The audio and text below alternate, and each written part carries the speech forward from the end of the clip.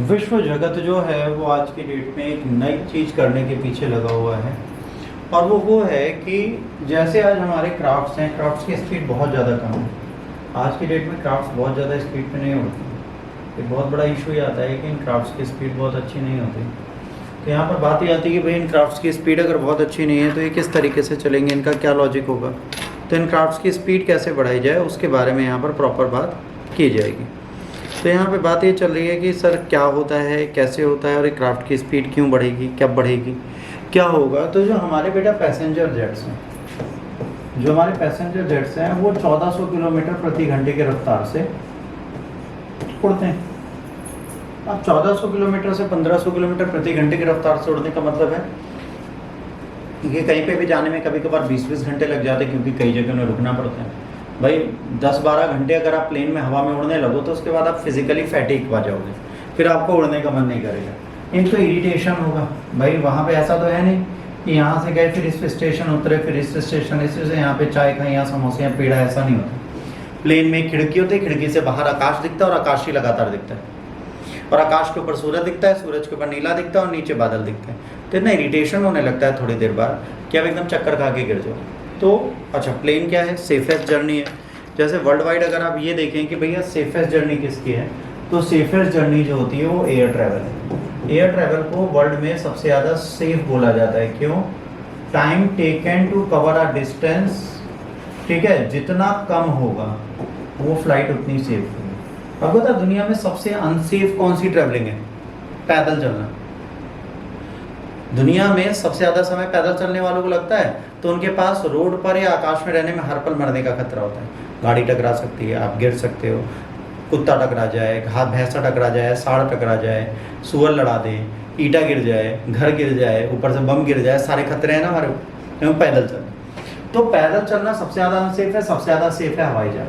अच्छा, हवाई जहाज पहली बार ऐसा नहीं है कि जो मैक वर्ड आता है, याद रखना, पहला मैक, मार्क 1, मार्क 2, मार्क 3, ये जो वर्ड है ये होता है साउंड की स्पीड इंटू, जैसे 2 है तो इंटू 2 हो जाएगा साउंड की स्पीड, इंटू 3 हो जाएगा साउंड की स्पीड। तो ये चीज़ें इसलिए लिखी जाती हैं, ये 2-3 करता है उसका। अब दुनिया की पहली जो हमारी फ्लाइट थी सुपरसोनिक पैसेंजर कैरिंग कर रहा था कमर्शियल क्राफ्ट, उसका नाम था कॉनकॉर्ड। कॉनकॉर्ड एक बहुत अच्छी फ्लाइट थी जो jointly aircraft manufacture great Britain और फ्रांस ने स्टार्ट की थी। इसकी पहली जो फ्लाइट थी वो सितंबर 1973 में स्टार्ट हुई थी। रेगुलर सर्विस 76 में स्टार्ट हुई थी। 1976 में हम पहली बार साउंड की स्पीड में उड़ना स्टार्ट कर चुके थे इसके साथ, कॉनकॉर्ड के साथ। पर ये कॉनकॉर्ड जो थी 2003 में अपनी लास्ट फ्लाइट कर, ठीक है। सबसे पहले जो अगर आप बात करेंगे तो ग्रेट ब्रिटेन और फ्रांस ने सबसे पहले साउंड की स्पीड में ट्रैवल करना स्टार्ट कर दिया था, और इसमें सबसे मजबूत जो थी वो यही थी। इसके बाद कॉनकॉर्ड की फ्लाइट पूरी तरीके से बंद कर दी जाती है 2003 में एक छोटी सी दुर्घटना के बाद, और इसके बाद इस फ्लाइट को दोबारा कभी स्टार्ट नहीं किया जा सकता। लोगों का ये कहना था कि जितनी स्पीड से चलती थी उस स्पीड में इसके क्रैश होने की संभावनाएं थी। अब हाइड्रोजन, हीलियम, नाइट्रोजन, इलेक्ट्रिक, ना जाने कितने ऑप्शन हम ले आए, बट आज भी लोगों को सबसे ज़्यादा अट्रैक्ट करती है साउंड की स्पीड। साउंड की स्पीड का मतलब हो गया, अगर आप कहाँ जहाँ 10 घंटे लगते हैं वहाँ अगर आप 2 घंटे में पहुँच जाओ तो आपके लिए सबसे सेफ है ना 2 घंटे की ट्रैवलिंग। तो ये 2 आवर्स की ट्रैवलिंग लाने की कोशिश की जा रही है, किसी भी जगह पर 2 घंटे में पहुँच जाएँ आप, आपको ज़्यादा समय ना लगे। तो ये साउंड की स्पीड से ज़्यादा तेज होने का प्रयास करने की कोशिश है, ठीक। अब इसमें XB-1 the supersonic demonstrator aircraft, ये अपनी first test program supersonic flight को 2024 में अटेंड कर लेगा। और उसके बाद ये सुपरसोनिक एयरलाइनर जो है ये ऐसा बनाया गया है जिसको बनाया गया है बूम सुपरसोनिक एयरलाइनर वाला, है ना, ओवरट्री के नाम से। ये फ्यूचर होगा पैसेंजर जेट्स का। इससे बाद में हम लोग फ्लाइंग किया करेंगे, ये फ्यूचर है, फ्यूचर ऑफ फ्लाइंग।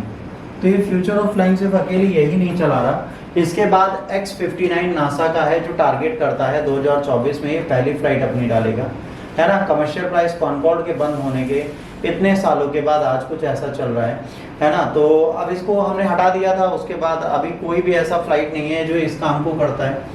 अब ये जो है, अब बोइंग 747 इससे कम फ्यूल खाता है, ये फ्यूल्स भी ज़्यादा खाते थे। तो फ्यूल ज़्यादा खाते थे तो नासा ने ये डिज़ाइन किया है, ये नासा का क्राफ्ट है, वो भी सुपरसोनिक साउंड पे चल रहा है। अच्छा याद रखना, जो सुपरसोनिक एयरक्राफ्ट होंगे बेटा उसमें नंबर ऑफ पैसेंजर्स कम होंगे, ठीक, पहली चीज नंबर ऑफ पैसेंजर्स कम बैठेंगे भाई, 10 से 80, जैसे 213 214 लोग बैठने का काम नहीं होगा। दूसरा, इसकी फ्लाइट एक्सपेंसिव भी होगी। ये अकेले नहीं है जो इसको कर रहे हैं, इसके बाद एक और कंट्री है जो कहती है हम पीछे ना रहा, वो है चाइना। चाइना कहती है हम भी करेंगे। चाइना क्या कह रही है, इनका नाम है दी नैनक्वेंग 1, ठीक है, वेट है 500 किलोग्राम, इसकी स्पीड है मैक 5। जैसे ये सब क्या कर रहे हैं, ये मैक 3-4 पे चलेंगे, ये चलेगा साउंड की स्पीड से 5 गुना ज्यादा तेज। ठीक, पैसेंजर्स 10 ले जा सकते हैं, मैक्सिमम 80। प्रोडक्शन इसका बिगन होगा 2035 में। 2035 से चाइना भी हवा में उड़ना प्रारंभ कर देगी और साउंड की स्पीड से 5 गुना ज़्यादा। चाइना एक हाइपरसोनिक पैसेंजर जेट बना रही है जिसका नाम है नैनक्वेंग नंबर 1। ये एयरक्राफ्ट जो है कहीं पर भी वर्ल्ड में 2 घंटे में पहुंच जाए। वर्ल्ड में कहीं जाना है सिर्फ 120 मिनट में पहुंचा देगी। द प्लेन प्रोजेक्ट अंडरगॉन है कहाँ पे, फूजियान प्रोविंस में इसके बारे में काम चल रहा है। फुल साइज टेस्ट इसके चल रहे हैं, 2025 में होंगे, है ना। और ये माक 6 की स्पीड में चलेगा, मतलब 6 गुना ज़्यादा साउंड की स्पीड में ये चलता रहेगा। US airline United has announce plans to buy 15 new airsonic airliner, है ना, return supersonic speed to aviation in the year 2029। US airlines ने ये कहा है कि भाई हम सुपरसोनिक 15 प्लेन्स खरीदेंगे और जो पहले रिसर्च कर देगा उससे 15 खरीद के क्या होगा, तेजी से उड़ना स्टार्ट कर देंगे। Airline has agreed to purchase the overtrew aircraft of Boom Supersonic with the planes able to fly 1.7 faster than the speed of sound। अभी एयरलाइंस क्या कर रही है, ओवरट्रीव एयरक्राफ्ट बूम सुपरसोनिक खरीदेंगी जिसकी स्पीड से 1.7 है। सोचो 2 से भी नीचे, और चाइना कह रहा है हम 5 गुना तेज उड़ेंगे। अच्छा, उसके अंदर बैठे लोगों पे क्या प्रेशर पड़ेगा इसके बारे में नहीं सोच रहे, बस कह रहे हैं उड़ेंगे। अरे तुम्हारे उड़ने से नहीं होता, चीजें होती हैं। न्यू सुपरसोनिक एयरक्राफ्ट जो होगा वर्ल्ड का फास्टेस्ट कमर्शियल एयरलाइन होगी, है ना, जो आज की डेट में चले उनके उड़ने की स्पीड से आधे में उड़ जाएंगे। कॉनकॉर्ड जो था वो चलते रहा कहाँ तक, 1976 से 2003 तक।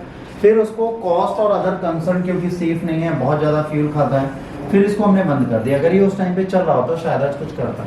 सुपरसोनिक प्लेन की बात करेंगे तो साउंड ऑफ स्पीड से ज़्यादा तेज चल सकते हैं। आज जो भी है वो 900 से 1400 किलोमीटर के ऊपर चलता है। ये टेक्नोलॉजी हमारे पास 70 साल पहले भी थी, बट इसको हम यूज़ नहीं कर रहे थे। 1976 में पहली कमर्शियल फ्लाइट्स ये कॉनकॉर्ड चलती है। कॉनकॉर्ड के बाद अब जो आएगी, ठीक है, वो चलेगी 1.7 या 1805 किलोमीटर पर आवर।